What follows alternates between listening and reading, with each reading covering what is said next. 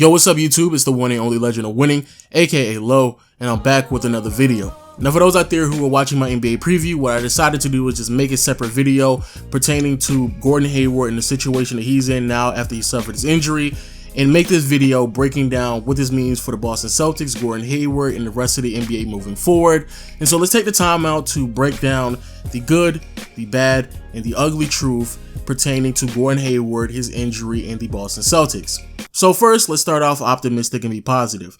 Gordon Hayward, for those out there who are unaware, suffered a very gruesome injury in the first quarter of the first game in the first season with the Boston Celtics. So prayers goes out to Gordon Hayward, and just like everybody's been stating all over social media, I hope for a very speedy recovery. But being optimistic about it, as we have consistently learned more information about what's going on, the injury is not as bad as a lot of people, including myself, initially suspected. Many people who are watching the game live, and yes, I was one of those people, so I saw it live myself, we all initially assumed that it was a broken ankle. And with a broken ankle, you also run the possibility of having damaged ligaments. Now luckily for Gordon Hayward, the Boston Celtics, and all NBA fans, it was only a fractured ankle. Now with a fractured ankle, that means that the bone structure itself is not as damaged as it would have been if it was completely broken, and this also means that there's a high possibility that the ligaments are not damaged, and even if they are, it's minor damage. And because it's only a fracture and not a broken ankle, that means that this is not career altering. Matter of fact, it's a possibility that it's not even season ending.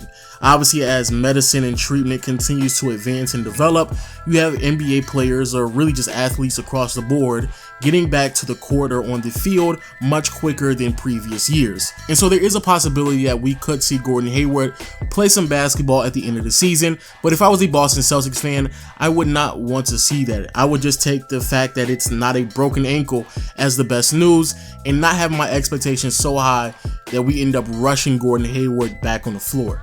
Now also in good news, Jaylen Brown and Jason Tatum, even though yes they are extremely young players and their expectations and their responsibilities have definitely taken that next step due to Gordon Hayward being out for potentially the entire season, it seems as if both of them are up to the challenge, and both of them are playing really good basketball so far.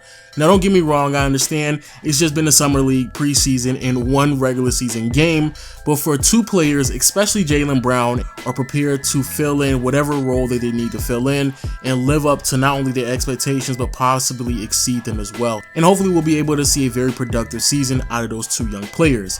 But that's really all the good news we have out of this, so let's go ahead and transition to this bad news. The bad news is, this is a massive hit to their rotation. Now I understand, again, Jaylen Brown, Jason Tatum, they should be able to come in and exceed expectations. However, when you talk about the Boston Celtics and the situation that they are in, especially due to them shedding a lot of really solid role players and starters just to make room for Gordon Hayward, you will really start to understand how big of a hit to this depth chart it is. And actually looking at this depth chart, as you clearly can see, even if we were to move Jason Tatum to the 3, and once Morris comes back when he's healthy and he's playing that power forward position, a lot of those bench players, especially at the forward position, they are rookies, players who are teenagers, inexperienced, and some of which we don't even know if they're NBA ready.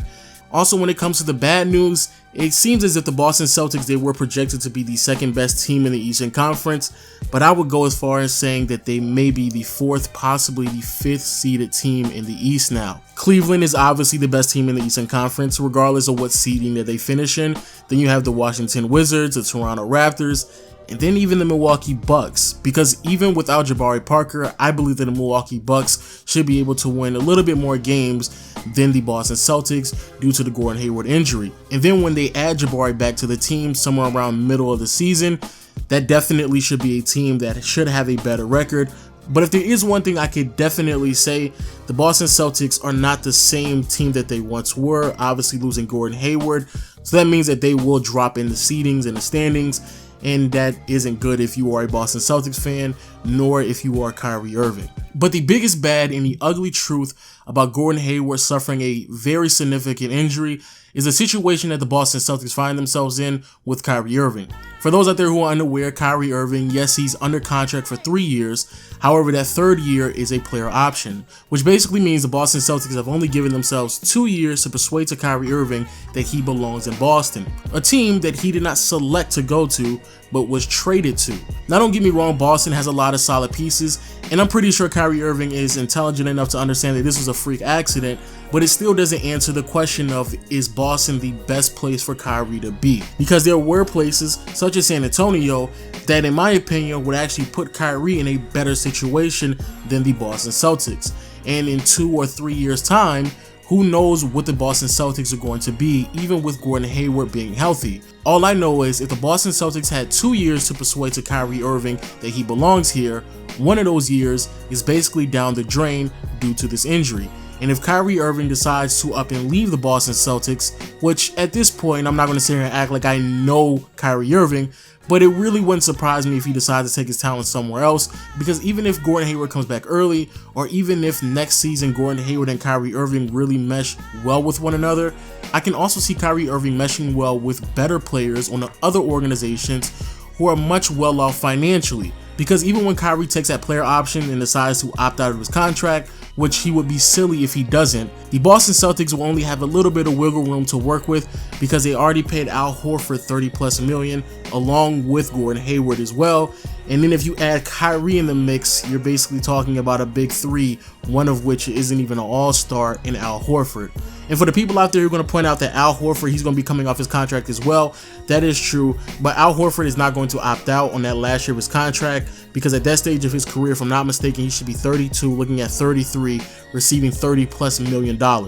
There's nowhere in the NBA where he will be receiving that type of money, so why would he opt out? That just doesn't make any sense to me whatsoever. But on the other hand, Kyrie's not even receiving $20 million, so he will obviously opt out and try to figure out what he wants to do in free agency. So that right there is the big picture of the Gordon Hayward injury and how it affects the Boston Celtics, Kyrie Irving, the rest of the Eastern Conference, and what possibly could happen to Kyrie Irving moving forward. Hopefully everything works out for the Boston Celtics, as it has been very interesting to see this team rebuild over the past 3 to 4 years. And again, I know I'm a Laker fan, but I hope everything works out because I don't want to see Eastern Conference become that much more weaker. Shout out to the people out there who are watching. Make sure you hit the subscribe button, comment in the comment section below on your thoughts on Gordon Hayward, prayers for Gordon Hayward, Kyrie Irving, the Boston Celtics, and the rest of the team. Hit that thumbs up, and I will see you all tomorrow. Peace.